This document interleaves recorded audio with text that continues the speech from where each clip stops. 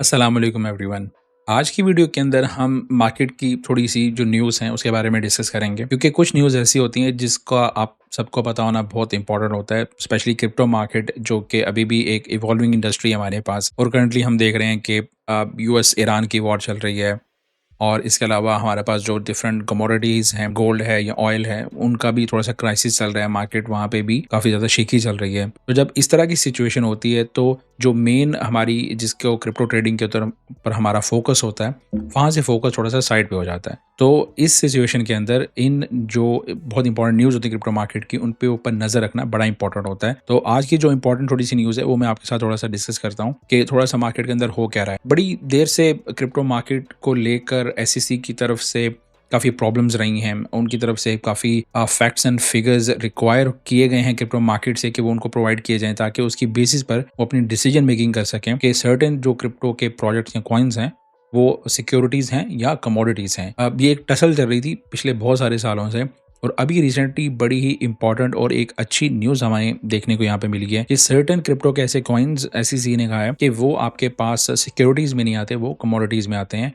तो उसको हम फिर जब हम उसमें इन्वेस्टमेंट करेंगे या उसके ऊपर ट्रेडिंग करेंगे, तो वो एक बहुत ही एक सेफ बकेट हमारे पास हो जाएगी। अब इसकी इम्पोर्टेंस हमें इसलिए यहाँ पे देखनी होगी कि ये जो भी कॉइन्स हमें बताए गए हैं, अब सबसे पहले तो मैं आपको ये बता दूं कि आपने कभी भी जंप इन उन कॉइन्स के ऊपर इन्वेस्टमेंट्स के लिए नहीं कर जाना। अंधाधुंध नहीं चले जाना कि एसईसी ने इनको कमोडिटीज कह दिया तो हम इसको एज अ इन्वेस्टमेंट पोर्टफोलियो में शामिल कर लेंगे। अगेन वो जो हमारे कुछ रूल्स होते हैं फंडामेंटल और टेक्निकल के, वो हम ज़रूर लगाएंगे और फिर उसी की बेसिस पर हम उसको अपने इन्वेस्टमेंट पोर्टफोलियो में डालना है या नहीं डालना है, हम उसकी डिसीजन मेकिंग उसके बाद करेंगे। लेकिन हमें ट्रेडिंग के लिए ये कॉइन्स जो हैं उनकी थोड़ी-सी हेल्प मिल जाती है। अब वो कैसे मिल जाती है? सरमाया का जो हमारा यूट्यूब का चैनल है उसके ऊपर मैंने अभी एक वीडियो बनाई है, वो रफली नेक्स्ट वीक आपको देखने को वहाँ पे मिल जाएगी, जिसके अंदर डिटेल में ये बताया गया कि आपने कॉइन्स को सिलेक्ट कैसे करना है और उसके अंदर कुछ बेसिक पैरामीटर्स मैंने आपको बताएँ। तो उन पैरामीटर्स को जब आप जाकर देखेंगे कि वो कौन से पैरामीटर्स हैं, तो वहाँ से फिर आपको समझ आ जाएगी कि हाँ, ये वो चीज़ें होती हैं जो आपको करनी होती हैं ताकि एक कॉइन को आप सेलेक्ट कर सकें अपनी ट्रेडिंग के लिए। अब अगर हम उन कॉइन्स की थोड़ी-सी लिस्ट को देखते हैं कि वो हमारे पास कौन से कॉइन्स आते हैं, तो वो हमारे लिए बहुत इंपॉर्टेंट है और उस लिस्ट में अगर आप देखते हैं, तो हमारे पास ये जो लिस्ट आप नोट डाउन भी कर सकते हैं अपने पास इन कॉइन्स को। तो हमारे पास एक्सआरपी आता है, इथेरियम आता है, Solana, Cardano, Chainlink, Avalanche, Polkadot, Stellar, Hedera, Litecoin, Doge, Shiba. अब यहाँ पे ये देखें कि डोज कॉइन और शिबा कॉइन ये हमारे पास मीम कॉइन्स थे। अब ये स्टार्ट तो एज़ अ मीम कॉइन हुए थे, लेकिन लेटर ऑन इनकी ब्लॉकचेन भी बन गई, इनके यूज़ केसेस भी आ गए। आपने देखा होगा कि जो टेस्ला है, इलॉन मस्क की कंपनी इलेक्ट्रिक कार की, उसके अंदर डोज कॉइन को यूज़ करके आप डिफरेंट उनकी मर्चेंडाइज़ को परचेज़ कर सकते थे। करंटली उन्होंने इस चीज़ को रोका हुआ है, बट ये इसकी यूटिलिटी पास्ट में भी रही है और ऐसी कोई रिस्ट्रिक्शंस नहीं कि फ्यूचर में ये चीज़ यूज़ नहीं हो सकती। जबकि इस तरह के लॉज़ अब चेंज होना शुरू हो गए हैं और बेहतर क्रिप्टो फ्रेंडली आना शुरू हो गया हमारे पास। तो डोज कॉइन और शिबा जो कि मीम्स थे, उन्होंने एक कमोडिटी की शक्ल इख्तियार कर ली है अकॉर्डिंग टू एसईसी। हमारे पास बिटकॉइन कैश आ रहा है, टेज़ोस, एप्टोस और एल्गोरैंड। तो ये वो बहुत सारे प्रोजेक्ट्स जो आपको देखने को मिल रहे हैं। इसके अलावा with the passage of time और भी प्रोजेक्ट्स आना शुरू कर देंगे, जो कि आप अपनी बकेट में डाल सकेंगे और इन पे आपको ठीक-ठाक वॉल्यूम भी देखने को मिलेगा।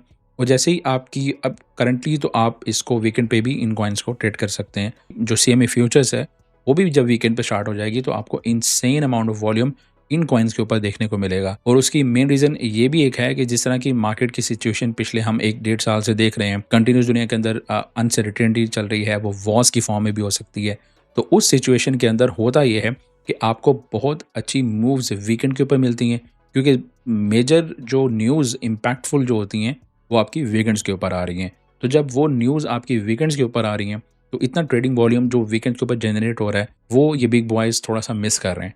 तो इसी चीज़ को देखते हुए वो सीएमए फ्यूचर्स के ऊपर बहुत सारे प्रोजेक्ट्स को, कॉइन्स को लेके आना चाह रहे हैं और उससे पहले ये पूरा एक रोड मैप एक डिसाइड हो रहा है उसके लिए। इसके अलावा जो हमें एक इम्पॉर्टेंट न्यूज़ आज देखने को मिली है कि क्लैरिटी एक्ट के बारे में जो कंडीशंस सामने हमारे पास आई हैं, उसकी वजह से जो सर्कल है, जो कंपनी जो कि यूएसडीसी हमारे पास एक स्टेबल कॉइन है, उसकी बैक पे सर्कल कंपनी है, उसका जो हमें जो स्टॉक की वैल्यू है, वो हमें काफ़ी ज़्यादा गिरती हुई नज़र आई है। और अगर हम यहाँ पे मैं आपको दिखाऊँ तो एक अच्छी खासी उसमें डिप आई है।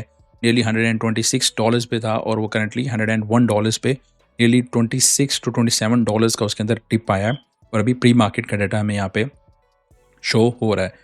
अब इसकी जो मेन वजह यहाँ पे क्यों आई है, वो ये आई है कि क्योंकि अगर क्लैरिटी एक्ट आपके पास आ जाता है, तो ये जो आपका क्लैरिटी एक्ट है वो क्या करेगा कि आपकी जो यील्ड पेमेंट्स होती हैं, यानी कि आपकी जो स्टेकिंग के रिवॉर्ड्स होते हैं, या आप यूएसडीटी सॉरी जो स्टेबल कॉइन्स होते हैं, यूएसडीसी हो जाएगा या यूएसडीटी हो गया, उनको जब आप स्टेकिंग पर लगाते हैं या आप उनके ऊपर इंटरेस्ट लेना चाह रहे हैं, जैसा नॉर्मल आप फिएट को बैंक के अंदर रखते हैं और आपको इंटरेस्ट मिलता है, इसी तरह से ये जितनी भी आपकी स्टेबल कॉइन कंपनीज हैं, ये भी आपको इंटरेस्ट देती हैं in the form of stable coin.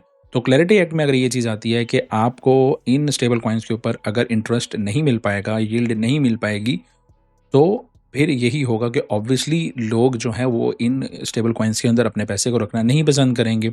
वो अपने ट्रेडिशनल जो फाइनेंस है, जो कैश है, फिएट है, उसके अंदर ही जाकर आप इंटरेस्ट वहाँ से लेना शुरू कर देंगे। तो इस वजह से इस न्यूज़ आने के बाद यहाँ पे सर्कल में हमें एक बहुत ज़्यादा गिरावट देखने को मिली है, और यूएसडीसी का स्टेबल रहना क्रिप्टो मार्केट के लिए बहुत इंपॉर्टेंट है। तो इसके साथ साथ अगर हम देखते हैं कि दूसरा जो हमारा स्टेबल कॉइन है मेन, जो कि यूएसडीटी है, तो हमेशा इनकी टसल चलती है यूएसडीसी की और यूएसडीटी की, क्योंकि दोनों स्टेबल कॉइन्स हैं। और ये जैसे यूरोप के अंदर हमारे पास स्टेबल कॉइन जो यूएसडीटी का है, टेदर का है, वो एक तरह से बैन हो चुका है मार्का के रेगुलेशंस आने के बाद।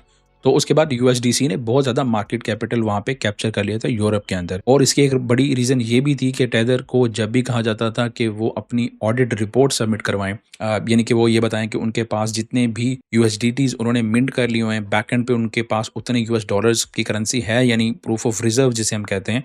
लेकिन हमेशा से उसके बारे में यही वो कहते थे कि हमें वो ऑडिट नहीं करवाते थे।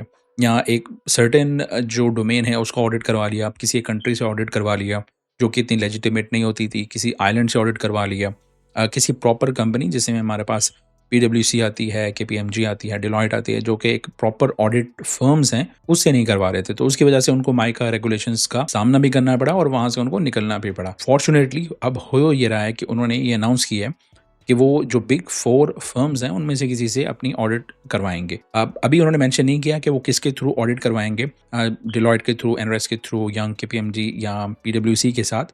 लेकिन अगर ये ऑडिट करवाते हैं तो इनकी क्रेडिबिलिटी में बहुत ज़्यादा इजाफा हो जाएगा। तो जो मार्केट कैपिटल इन्होंने यूरोप में लूज़ किया था, और अब उसके साथ साथ जैसे यूएसडीसी भी थोड़ा सा स्ट्रगल कर रहा है, तो ये उस मार्केट कैपिटल को कैप्चर करने के लिए अपनी ये सारी स्ट्रैटेजीज़ को रन कर रहे हैं। ओवरऑल अगर हम देखते हैं तो क्रिप्टो मार्केट की हेल्थ के लिए ये बहुत अच्छी चीज़ है कि जितने भी स्टेबल कॉइन इशूअर्स हैं वो अपने ऑडिट अगर करवा रहे हैं, तो ओवरऑल हम हेल्थ को अगर देखते हैं तो बहुत ज़बरदस्त चीज़ होती है हमारे पास। आज के लिए इतना ही। नेक्स्ट मैं आपके साथ नई न्यूज़ या जो भी लेटेस्ट अपडेट्स मार्केट के अंदर हो रही होंगी वो आके शेयर करूँगा।